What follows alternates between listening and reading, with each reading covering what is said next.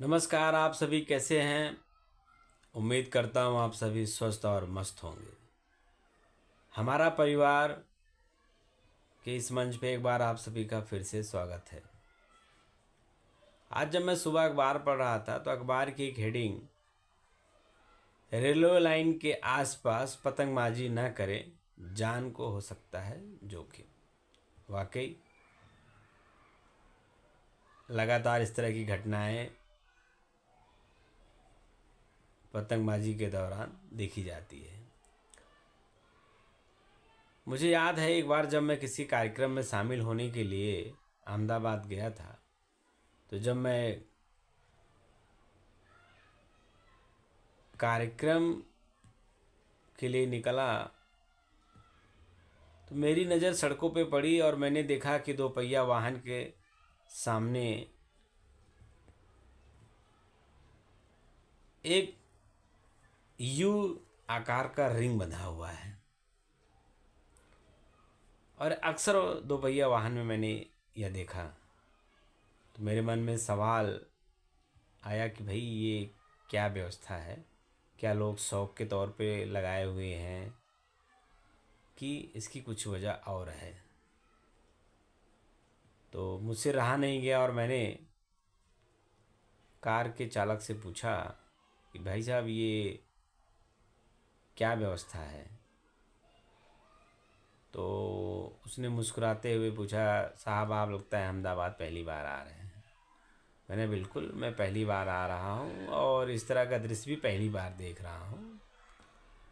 तो उसने बहुत ही सहज में बताया कि पतंगबाजी के दौरान जब मांझा के से टकराने से जब पतंग कटती है या मांझा चाइनीज मांझे से गले न कट जाए, इससे बचने के लिए यह व्यवस्था कुछ समय पहले शुरू की गई थी, जिसके बाद अब लोग भी जागरूक हो रहे हैं और शासन प्रशासन के साथ साथ लोग अपने दोपहिया वाहन में इसका उपयोग करते हैं। हालांकि मेरे प्रश्न का जवाब तो मिल गया, लेकिन मेरे मन में एक सवाल उठा कि क्या हम वाकई जागरूक हुए हैं? मैं यह कहीं नहीं कह रहा हूं कि आप पतंगबाजी का आनंद नहीं लीजिए, लेकिन जिस प्रकार से शहर में सीमेंटीकरण का विस्तार हो रहा है, तारों का मकड़जाल फैल गया है, खुले मैदान गायब हो रहे हैं, तो ऐसे में पतंगबाजी करना कहीं न कहीं किसी के लिए भी जोखिम हो सकता है। तो हमें, क्या शासन प्रशासन या इस तरह की घटनाओं में जब सुनने को मिलता है कि संबंधित व्यक्ति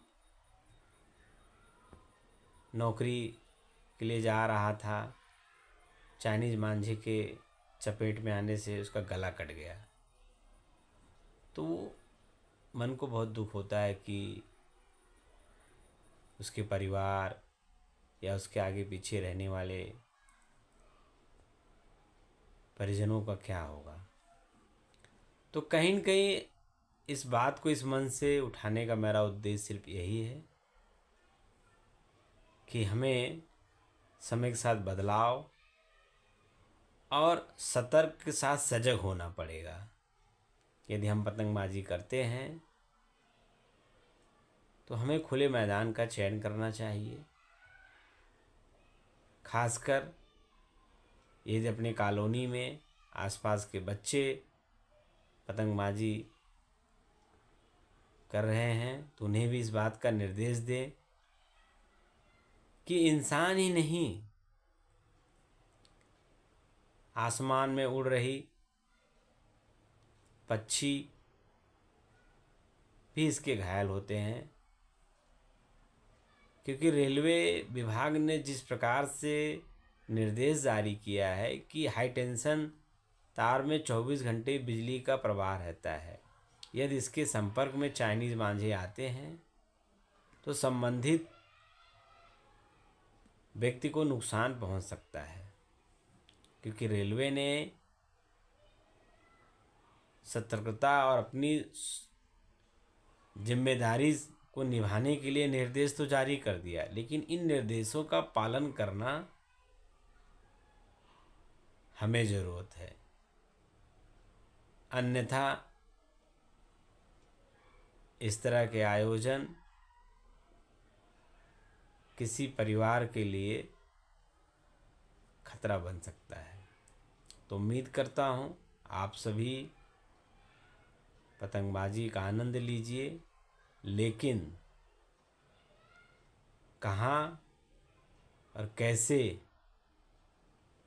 पतंगबाजी की जाए इनका विशेष ध्यान रखेंगे।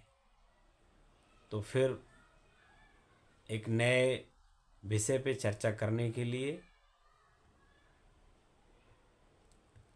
स्वागत है। धन्यवाद।